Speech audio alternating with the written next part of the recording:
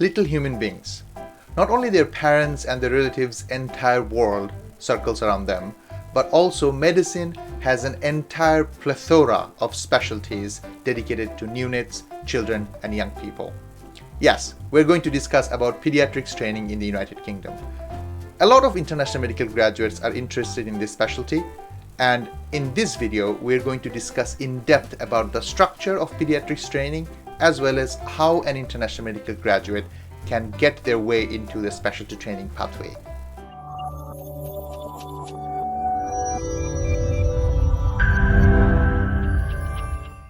If this is the first time you're checking out our channel, welcome. Basically what we do is we run a website that's totally free known as roadtok.com, and it will explain the ins and outs about everything related to the United Kingdom and what it takes for you to work as a doctor in the NHS. So if you've not already, please stalk us on all of our social media. Find us on Facebook, find us on Twitter, Instagram, and of course, YouTube. Don't forget to subscribe. Hi everyone, my name is Ibrahim. I'm one of the internal medicine trainee in the NHS. Before I jump into the whole training structure, I just want to make a point here that if you are interested in any specific specialty, we might have already made a video on that. Please check the playlist, which is linked in the description box, to see what specialties we've already covered, and you can get information from there. And if we haven't covered already, please join our forum at forum.roadtok.com under specialty training category. Do ask a question there, and we try to answer those questions there as regularly as possible. Let's start. So specialty training and career in pediatrics in the United Kingdom. So obviously the first question is, what does this training involve? Like, what does it make? So obviously the pediatrics training will make general pediatrician, that's the primary target, and also there are multitudes of different subspecialties that are recognized by General Medical Council that you can pursue after you complete some portion of your pediatrics training. So these subspecialties or even special interest modules are integrated into the whole pediatric curriculum, and that's why the pediatric training is a bit longer. I want to draw your attention to this curriculum. I think this is fully implemented in 2021. I think they started or published in 2018, and they gradually made sure that the curriculum is in place. So this is called progress curriculum. So all the discussion today is based on this curriculum, and at any point of time in future you're watching this video, please search for the latest RCPCH curriculum for training, which will include more information if there is any update or anything like that. Royal College of Pediatrics and Child Health, RCPCH, has a fantastic website where they update everything about the training curriculum and the methods and the process and everything. Most of the information I would suggest you should get from there firsthand if you have any queries. So Ped specialty training pathway. So this is the bare bone structure of any specialty training. So from the onset, as you can see, that Ped specialty is a run-through training. So there is no separate core pediatrics training which is not attached to the specialty training pathway. So the pediatrics training basically starts from ST1. So as a medical graduate, this is true for any UK medical graduate. So if you have graduated from a UK medical school, then you finish medical graduation, then you go for foundation training for 2 years, then you apply for pediatrics training, which starts from ST1. So that's where the international medical graduates pathway a bit different. So not all international medical graduates will have to go through foundation training. So the pathway would be to get GMC registration after you graduate via the accepted pathways. Like if you have to take an exam, you can take PLAB exam or other exams to get GMC registration, and then you can do something equivalent to foundation training. You can either go for foundation training or a foundation training standalone program, which gives you the same foundation program completion certificate, or you can get a crest from sign on the basis of your non-training job or even non-UK job. It gets an equivalency of foundation training. So when you get a crest from, you basically are eligible to apply for further pediatrics training or any specialty training of your choice. So FY and F2 is for only those who joins the UK's foundation program, but you can bypass that by doing a crest from or by getting a crest from signed. So core pediatrics training is consists of an indicative of say 5 years I think. So the query here is it's a quite difficult to explain because the curriculum has a minimum time and a maximum time. So the entire pediatrics training, combining core pediatrics and specialty pediatrics, the minimum indicated period is 5 years. So you can, if you have the capability and you can show the capability, you can finish the entire pediatrics training in 5 years' time. So the level 1 and level 2 training being 3 years and the specialty being 2 years. But in practice, it can be a little longer, going to 8 years in a maximum, or even more than that, depending on how you are capable of showing your capability. So going forward, we'll discuss this accelerated training, or how the training is actually structured, in the next following slide. So specialty pediatrics training is level 3 training. So level 1 training, level 2 training, and level 3 training. So you have to remember these levels, because that's where your capabilities and different exams come into place, and that's how your ARCP is being assessed as well. These are the critical progression period on your training program. So obviously in between these two is MRCPCH. This is the specialty exam for pediatrics training, so which kind of makes you eligible to go into a subspecialty or higher specialty training. MRCPCH has to be done before you embark onto your level 3 training. So MRCPCH has different parts coming up next. So if you are confused between this foundation training and CREST, I would highly advise to watch this video by Dr. Ibrahim, where she has explained everything in detail, whether you need foundation training or not, and what would be the best first job as an IMG depending on your circumstances. Now, level 1 pediatrics training, as I said, the level 1 actually consists of 3 years, the maximum, so minimum can be 2 years, so the duration is 2 to 3 years. If you can prove that you have achieved your level 1 pediatrics competencies in 2 years, then it is 2 years. Then you will be ready to go into level 2 pediatrics training. So that's how the accelerated training works. So your communication with your supervisors and the evidences that you put forward in your training portfolio. So the objective of this level 1 pediatrics training is to just have a basic knowledge of pediatrics in different situations. And at the end of this level 1 pediatrics training, that means during this training, you're expected to at least complete the MRCPCH theory parts. So before you can embark into the level 2 training, they expect you that you'd finish this theory exam. So you see MRCPCH already now we know has 3 theory exams: foundation of practice, theory and science, and applied knowledge and practice. So you have to pass all these 3 exams in order to be progressed to level 2 training. So level 2 training is a bit senior than level 1, obviously. It's comprising of ST4 and ST5. So then again, it can be done in 1 year if you can prove that you are competent in level 2 as well. So it comprises a bit of more aspect of pediatric curriculum, development and safeguarding of young adult and children, and they expect you to pass your MRCPCH clinical exam to progress to level 3. So during this period, ST4 and ST5 is the crucial time to determine what are you going to do in your level 3 training. So level 3 training is the most intense part, in my opinion. So it comprises of 3 years, ST6, ST7, and ST8. But then again, you can finish it in 2 years if you can prove your capacity or capability. But level 3 training, during this period, they expect you to pass this exam. It's kind of a 3-hour exam. It's called Specialty Trainee Assessment of Readiness for Tenure. A very mouthful name, but it's called START. So this is a pre-CCT exam. So the Royal College advises all the higher specialties, a level 3 training, before they obtain their certificate of completion of training, they pass this test.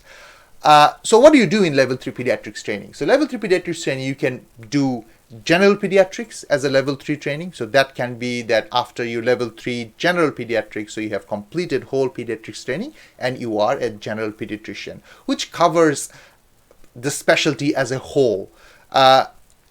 Or you can do other pathways as well, which have a very mouthful name as well. It's called grid training or SPIN modules. So the SPIN modules, SPIN stands for specialty, special interest. So special interest modules are not established subspecialty. So they are kind of modules made for a level 3 trainee to go through, so that you have some special interest in a specific branch of pediatrics. As I started the video, that medicine has a circle around pediatrics. So they have pediatric branch of everything: pediatric neurology, pediatric cardiology, pediatric rheumatology. We'll discuss all about that in the next following slides. But SPIN modules are separate from subspecialty. So you will be a pediatrician with a special interest in neurology, but you are not a pediatric neurologist. To become a pediatric neurologist, I believe you have to go through grid training, which is a recognized subspecialty training. So during your period of ST5 or even ST6 when you start, I think at the end of ST5 you apply again for this grid training scheme. Where there is a very limited number of specialties which are established for training in those subspecialties throughout the United Kingdom. And then you can apply, I think, a maximum of 2 of them, and based on your interview and what have you done so far in your pediatric training, you get into those kind of subspecialties. So grid training is an established GMC recognized subspecialty, but SPIN modules can be taken even after CCT. So you can CCT as a general pediatrician, and then after post CCT you can do a special interest module and have special interest in that specific area of pediatrics, but not a recognized subspecialization of that area, if that makes sense. So grid training versus SPIN modules. Now we'll look at the subspecialties which you can pursue as a part of grid training in your level 3 training. So it's a list of different subspecialties. I just listed all of those so that if you are specifically interested in any, say I want to be a pediatric oncologist, so this is where you stand. So if you want to do pediatric oncology as a grid training, so you have to go through level 1 pediatrics training, then you have to go to level 2 pediatrics training, and after level 2 you have to find a post, you have to apply for pediatric oncology as a level 3 training. So before even you can embark on doing a pediatric oncology as a specialty or a subspecialty, you have to complete your MRCPCH completely, theory and clinical. You have to complete level 1 pediatrics training, level 2 pediatrics training, and that's how you become a pediatric oncologist. So if you have any question, oh, how do I want to become a pediatric? I want to become a pediatric gastroenterologist. I want to become a pediatric rheumatologist. So this is your pathway of doing the grid training. So now the other part is the SPIN modules. So the SPIN modules are the special interest modules where you can become a general pediatrician with a special interest in pediatric oncology. So that's the difference between the grid and special interest. So special interest modules are normally 12 to 18 months of rotations where in those specific specialty you can gain experience and basically formulate your work around that special interest. So the difference is it's not a recognized subspecialty. So when you are given a specialist registration by General Medical Council, if you do a subspecialty on pediatric oncology, you would be a pediatrician at the same time a pediatric oncologist as a recognized subspecialization. But if you do a special interest, that's not a recognized subspecialization. That's just you learned something extra in that module or in that specialty, and you have a special interest in that, so you can actually make your work pattern according to that, your special interest. I know it may sound a bit complicated right now, and it is a bit complicated, but at the same time I think these are the things that are quite far ahead in your career if you are just thinking about doing a pediatrics training. So I think you should start from level 1 and level 2, and when you are level 2, speak to your training program director, speak to your clinical supervisors, and understand the intricacies of how this training program and goes forward. But now you just have a general idea how these things are. Now, you may have noticed, if you have not noticed, now you notice, pediatric cardiology is not an established pediatric subspecialty, because pediatric cardiology is a specialty in its own right. Like pediatrics itself is pediatric cardiology is a specialty in its own right. So it's not a grid training module. So it is actually followed by medicine. So medicine as in general internal medicine. So it's actually run by Joint Royal College of Physicianry Training Board rather than Royal College of Pediatrics and Child Health. And it starts as an ST4 level. So it behaves like an uncoupled specialty. So you can start as a pediatric cardiology as an ST4, but before that, you have to complete the core part of the module. So the core part of the module can be level 1 pediatrics training. So that could be that you have completed level 1 pediatrics training, 3 years, completed MRCP-CH. So you have to have full MRCP-CH before you embark on pediatric cardiology. Also, you can do internal medicine training. So you can do internal medicine training, IMT, that's what I'm doing right now, and complete MRCP exam, which is the membership of Royal College of Physicians, and then apply for pediatric cardiology training. So that can also be done. So remember, pediatric cardiology is a complete separate specialty in its own right. You can take pediatrics route to become a pediatric cardiologist. You can also take a medicine route to become a pediatric cardiologist. So you have to have either MRCP completed or MRCP-CH completed before you can take on this post. And to just give you an idea how competitive this training post is, there was only 6 training posts available in the entire United Kingdom in the year of 2021. So if that is your target, be prepared to prepare your portfolio really strong so that you can get a chance of getting into this specialty. Moving on, talking about competition, how competitive is actually to get into ST1 pediatrics training. So this ratio is about application versus post. You have to remember you can apply in multiple specialties. So the people who applied for pediatrics ST1, they may have also applied for IMT IMT1, they may have also applied for GP ST1, they may have also applied for psychiatry ST1. So it does not necessarily give you the right exact picture of how many people are wholeheartedly interested in this pediatric training, but at least it gives you some sort of idea that how many people are interested overall rather than wholly interested in pediatrics. So, and also it gives you an idea of how many posts are available. So there are 564 applications in 2019 for 476 posts, making it comparatively easier training to get into in 2019. Moving on, in 2020 is 712 for 460 people are a bit more interested. There was a bit less seats of specialty training, a bit competitive. So the ratio shows that for one seat or one post, 1.54 people applied. So in 2021, there was even less seats. So these seats number are made by Health Education of England, an NHS body or somebody equivalent to that, who determines how many of training posts they can put forth for this year of training. So basically, the less the number of posts available, the more would be the competition, and that's how it has been. So you see, even every passing year, the number of applications is increasing, and that's something is bound to happen and making it a bit more competitive than the previous year. But comparing to other specialties, say for example, even core surgical training or something like that, obviously this is quite achievable if you have a good portfolio and at the same time have good understanding of what you need to do to get into an ST1 training and making it a well-rounded portfolio.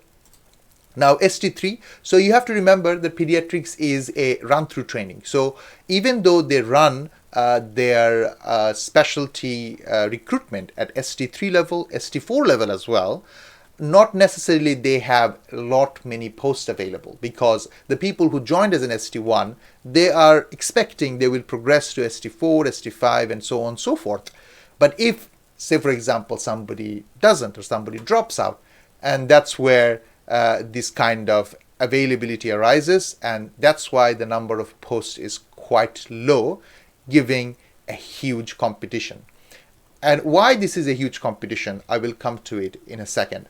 So ST3 training application, there was 123 application for 39 posts, making it very competitive, and then moving on in 2022 also for 45 posts it was almost 5 people per post, and then in 2021 it was almost 10 people per post.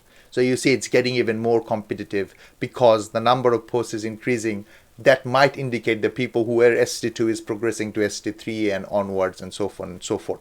So the pediatric, you can get into ST3 directly, and the way you can do it, that you have to prove your competencies, and that's what we're going to discuss later on.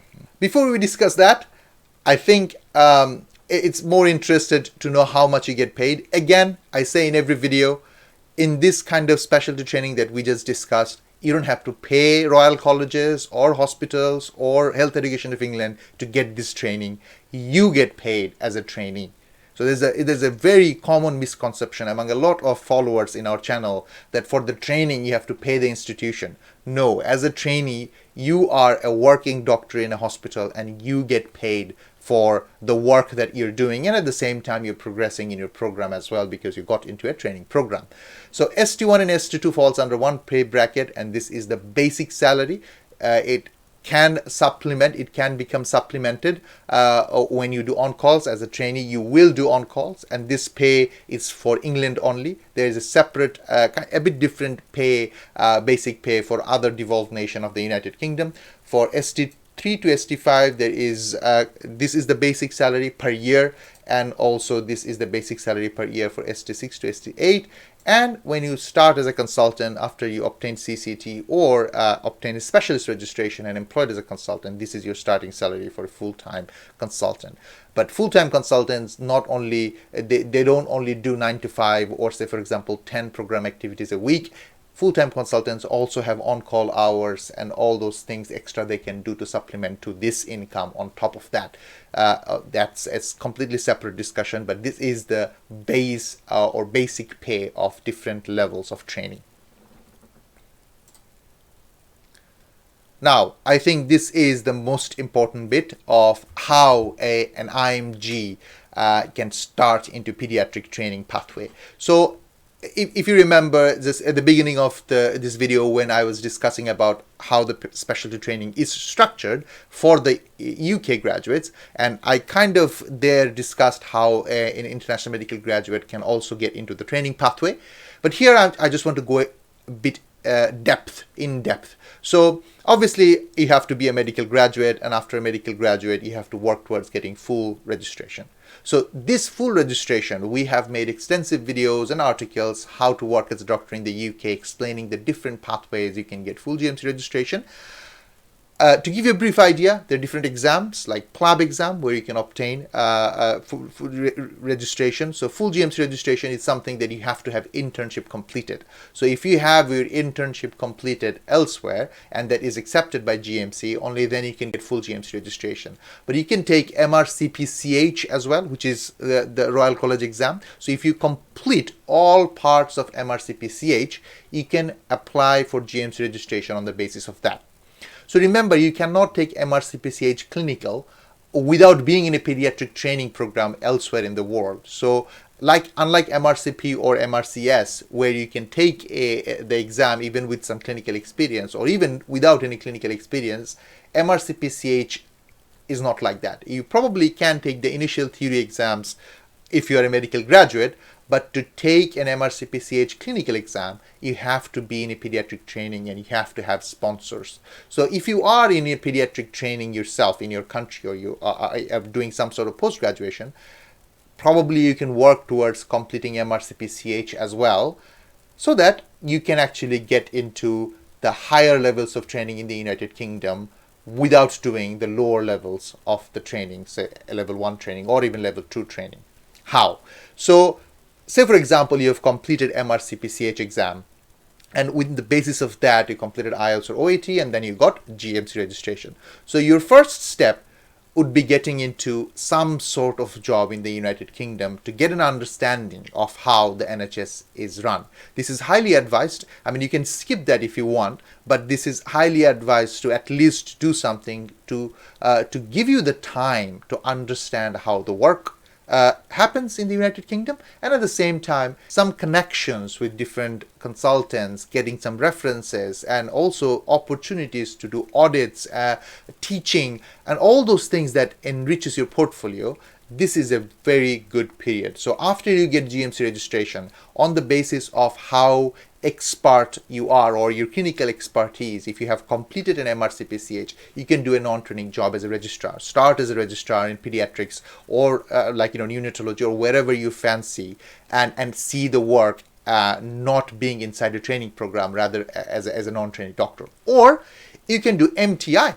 So MTI is like a medical training initiative. So Royal College of Pediatrics and Child Health, they provide a lot of sponsorship for this kind of post. So all of this, I'm talking, you have to complete MRCPCH in your country first. So if you just complete PLAB, then I think you have no other way to start from the bottom, and other than just completing a level 1 pediatrics training core competencies if you have years and years of pediatrics training but haven't completed MRCPCH. So you see, MRCPCH is kind of the roadblock. So if you come to the UK after completing MRCPCH, your pediatric pathway probably would be quite easier. Or if you plan that I will come to the UK and start as a non-trainee doctor or an MTI doctor, and then during this period I'll complete all parts of MRCPCH by getting the sponsorship from the clinical consultants that I'll be working with, because you'll be working in a pediatrics job or something like that, and then you can progress towards getting into the training program. So that's how it works. So during this period you have to gain the competency, you have to sign the competencies required to apply for the specific entry point of the pediatrics training. Exclamation mark is basically this whole explanation that I've just given you. So you have to think about what is your target, what do you want to do? Do you want to join an ST1 pediatrics? Then try to work as a foundation equivalent doctor and get your competencies to join an ST1 pediatrics training. What do you want? If you want I have years and years of pediatrics experience, but I have not completed MRCPCH and I came to the UK via PLAB exam, then probably your target would be to either get into ST1 like everybody else who are starting from the bottom, or to work towards getting your level 1 pediatrics training competencies signed and apply for level 2 or even level 3. So ST4 or ST3 training based on what competencies you can be signed off by the consultant that you will be working with. So competencies here basically leads to the recruitment process. The recruitment process can contain MSR exam, which is a multi-specialty recruitment assessment, which is kind of a situational judgment test, and it's a white space question. It is something really new that I was looking for the specialty recruitment of this year. This year pediatrics did not take any MSR exam, rather they based on white space questions. So on the application form they will ask you like, why do you want to join pediatrics training? Explain a situation where your expertise have made a change in patient care or something like that, where they basically give you 250 characters to write an answer to those questions, and based on your answer they give you score, and then you get called for an interview. So interview kind of is there. So it's not an exam per se, but white space questions is an idea of recruitment in pediatrics training as well, instead of MSRA. If MSRA is there, so you will know when you apply for pediatrics training what would be the next steps to get into the recruitment process. And once you get an offer, then you join the pediatrics training depending on what entry level you applied for. So competencies can be, as I said, this is the CREST, Certificate of Readiness to Enter Specialty Training, which will enable you to apply for the ST1 entry, and the other competency form is Certificate of Level 1 Pediatric Training Capabilities. So Level 1 Pediatric Training Capabilities, in that form, they have a specific column that the consultant or whoever is supervising who is signing this can attest whether you are eligible to apply for an ST3 training or ST4 level training. So depending on that attestation, your capabilities are recorded. So you see, if you have years and years of pediatrics experience, which is not in the UK, you can probably try and get this level 1 pediatric training capabilities by one of your consultant and apply for a higher entry to pediatrics training. But there are other requirements. As I said earlier, you have to have MRCPCH to apply for ST3 or ST4 entry. But ST1 entry does not require MRCPCH or anything like that. If you are still confused about what's a training in a non-training job, do watch this video. I have explained a bit in detail here what's the difference here. Now this is another route to become a specialist, which is kind of applicable for any specialty registration, so any specialist registration in the United Kingdom. It's called Certificate of Eligibility of Specialist Registration. So there is a curriculum or a pathway maintained by the General Medical Council, who gives you a complete idea of what you need to prove to them to give you a specialist registration equivalent. So this is being without going through any pediatrics training in the United Kingdom. So on the basis of your own pediatrics training in your country and your experiences of working in pediatrics, and that would be your route. So it's possible as well. So instead of joining into a training program, you can, after MRCPCH completed, you can join as a specialty doctor in pediatrics, which would be a pathway to become a specialist via CESR. So some trusts have posts like that as well, which will enable you to join as a specialty doctor who works as a registrar in the department, and then gradually collects evidences and makes the CESR application in future. So CESR application involves, I think it would be useful if you have MRCPCH. I don't think probably is mandatory, but at the same time, I think it's easier to prove that you are competent in the knowledge of pediatrics and child health if you have MRCPCH diploma. The other things are skills and experience. You have to provide proof of that, presentations. You have to provide proof of different relevant courses. You have to provide proof of audits and research, and also structured references from your supervisors. So this is structured references. All right. So CESR is something, it's a lengthy process, and it's not a surefire pathway at all. So sometimes it doesn't pan out. So you collect your evidences for 2, 3, 4, 5 years, and then you applied, and then it got denied. So it's, as I said, it's not a sure pathway, but getting into a training program is kind of sure pathway, because there will be people looking over your shoulder to make sure that you are doing the correct things to progress in your program. There you go. Now you have a complete picture of how pediatrics training is structured in the United Kingdom, and how as an international medical graduate you can embark on this journey. If you have any further questions, please do let us know in the comments below. And if you have not subscribed to our channel already, please subscribe and hit the notification bell to get notified whenever we're out with a new video. We also run one-on-one guidance session to discuss about your specialty training pathway. So if you have any questions that you want answered personally, you can book a session with us in our guidance website, so guidance.rotuuk.com, and find our availability there and book a session with us. Until next time, follow us on all of our social medias, like us on Facebook, follow us on Twitter and Instagram, and take care.